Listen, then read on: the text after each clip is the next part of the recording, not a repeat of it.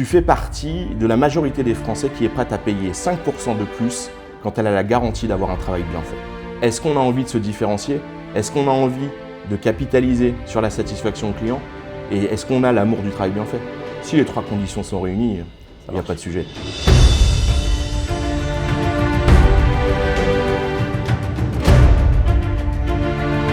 Bonjour à tous et bienvenue sur ICOS Masterclass. Moi c'est Nicolas Perrin, je suis le fondateur du réseau COS. Et tous les 15 jours, j'ai la chance de recevoir un professionnel qui est membre du réseau COS qui va venir nous parler d'une partie de son activité. Aujourd'hui, on va parler d'un sujet essentiel. Est-ce que la compétence, autrement dit le savoir-faire, c'est la seule chose qui compte pour développer une entreprise? Ou bien est-ce que le faire savoir n'est pas devenu aussi important que le savoir-faire? C'est une question un peu technique, mais pour ça, on va recevoir Mendy Lebel-Gosselet. Bonjour Mendy. Bonjour Nicolas. Merci d'avoir accepté mon invitation. Tu peux t'asseoir? Merci à toi. Alors Mendy, tu es le dirigeant de Plus que Pro dans le Var. La première question que je vais te poser, c'est qui es-tu et quelle est ta mission chez Plus que Pro? Alors, je suis dirigeant franchisé du coup de Plus que Pro. Plus que Pro, c'est un réseau national. Je suis franchisé du département du Var. Donc moi, ma mission aujourd'hui, c'est de représenter le label des meilleures entreprises de France dans ce département. Concrètement, je sélectionne, je référence des entreprises de qualité dans ce département et je les aide à protéger leur réputation, qui est aujourd'hui un actif de leur entreprise, et à valoriser leur savoir-faire en ligne. Super. Pour toi, le vrai problème des entreprises aujourd'hui se situe où? Un vrai problème, c'est qu'aujourd'hui, quand on est dirigeant d'une société, on a la tête dans le guidon. Et en général, on ne va pas prendre le temps de se poser les questions de est-ce que c'est important, effectivement, de faire savoir mon savoir-faire. Alors qu'aujourd'hui, en réalité, on est tous d'accord, le bouche à oreille, c'est la meilleure des choses. Tu es d'accord avec moi? Bien sûr. Mais aujourd'hui, je crois qu'il y a un sujet qui est hyper important, c'est de digitaliser ce bouche à oreille. Le bouche à oreille, c'est l'avis d'un client qui recommande quelqu'un d'autre. D'accord. Ok? Mais aujourd'hui, les avis clients, et d'autant plus quand ils sont contrôlés, c'est quand même digitaliser le bouche à oreille. Donc on arrive sur une ère du bouche à oreille 2.0. D'accord. Donc en fait, être compétent, ça suffit plus, concrètement. C'est évidemment obligatoire, hein. On ne va pas choisir un artisan, par exemple, parce qu'il est incompétent, mais ça ne suffit plus. Non, effectivement, ça ne suffit plus parce qu'aujourd'hui, on est passé d'une ère du monde de la promesse au monde de la preuve. Et concrètement, tout le monde dit, j'ai jamais rencontré un dirigeant qui disait non, je suis pas bon. Tout le monde dit je suis bon, je suis le meilleur. Mais qui le prouve réellement? Donc aujourd'hui, effectivement, le pari de Plus que Pro, et ça va dans l'air du temps si tu veux, c'est de se dire on passe du monde de la promesse au monde de la preuve. D'accord.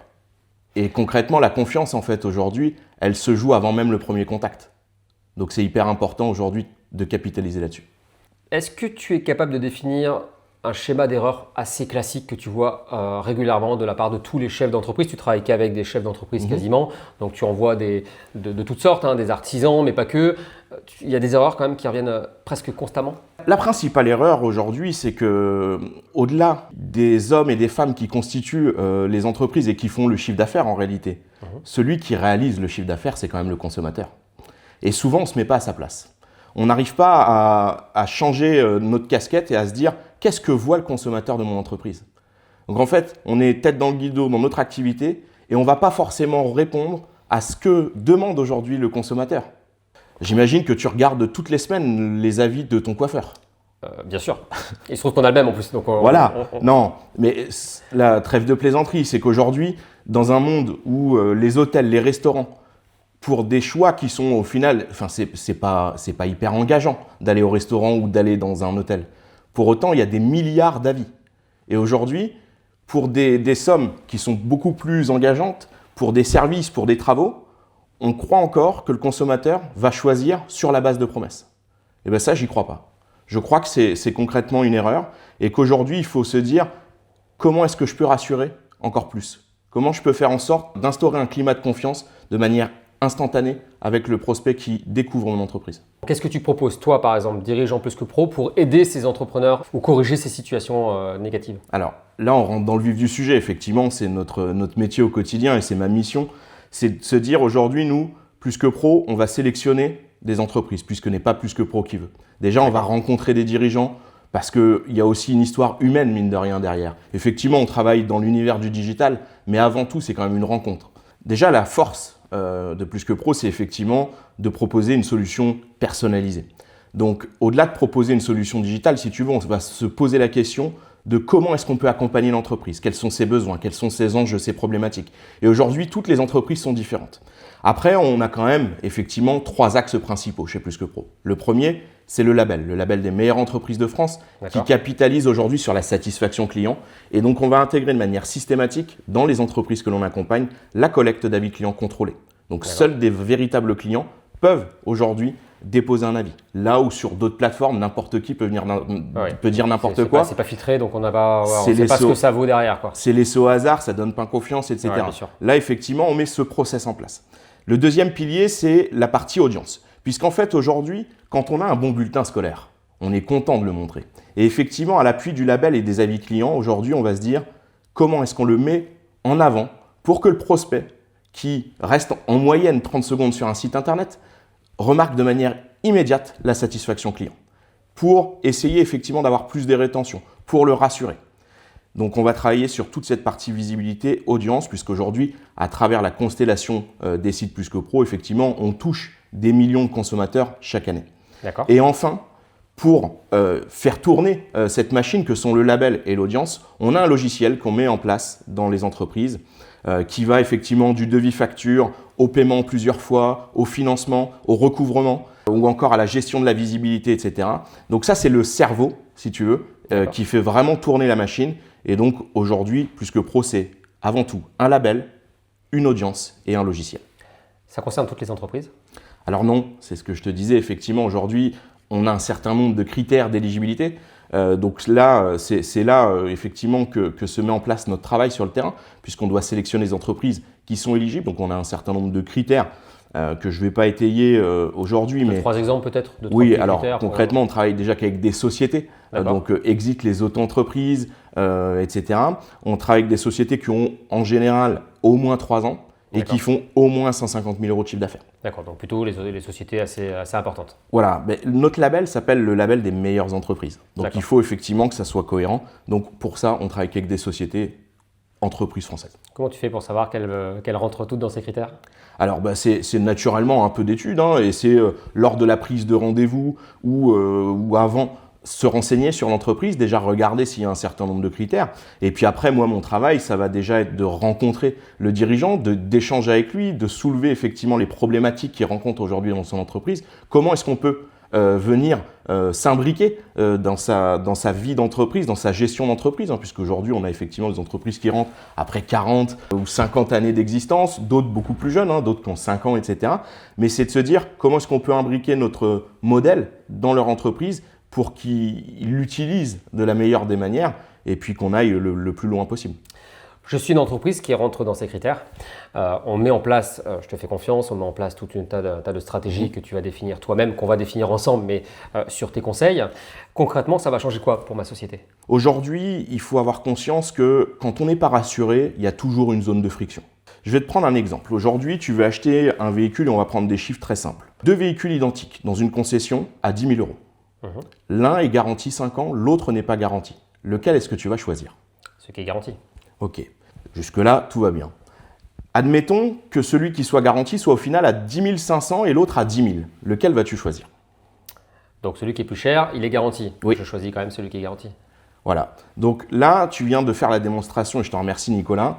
Tu fais partie de la majorité des Français qui est prête à payer 5% de plus quand elle a la garantie d'avoir un travail bien fait.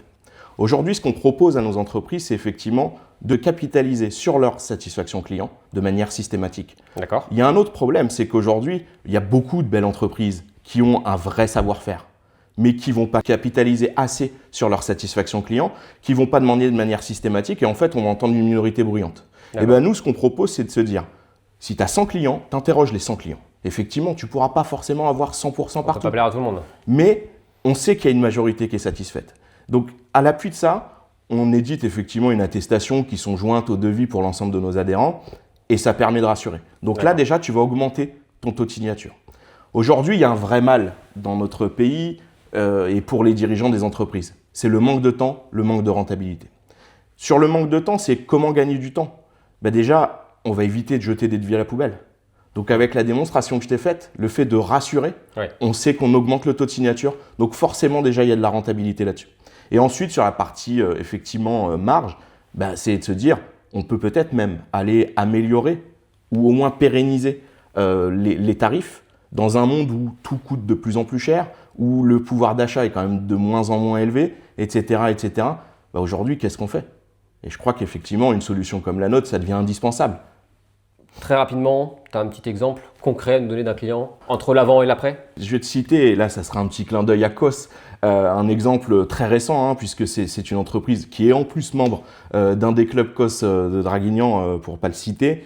Ils sont rentrés dans la démarche, et en fait de manière systématique, nous on intègre et on fait procéder à la collecte d'avis. À l'appui de ça, ils vont avoir une attestation qui dit qu'ils sont membres de notre réseau avec les derniers avis. Rien que là-dessus, en envoyant l'attestation, si tu veux, dans l'ensemble de leur offre depuis qu'ils sont rentrés, ils ont constaté d'eux-mêmes une augmentation de taux de signature. Mais en fait, le sujet aujourd'hui, je crois que c'est même pas de se dire est-ce qu'on a un cas précis, parce que toutes les entreprises, et c'est ce que je disais, c'est quand même personnalisé. On a énormément de briques dans la solution Plus que Pro, mais effectivement, en fonction de l'entreprise, on va accentuer sur tel point, tel point, tel point. Mais là, c'est de se dire est-ce qu'on a envie de se différencier? Est-ce qu'on a envie de capitaliser sur la satisfaction client, et est-ce qu'on a l'amour du travail bien fait? Si les trois conditions sont réunies, il n'y a pas de sujet. Super. Et enfin, Mendy, si tu devais laisser une idée simple aux dirigeants qui nous regardent, ça serait quoi? Une idée simple?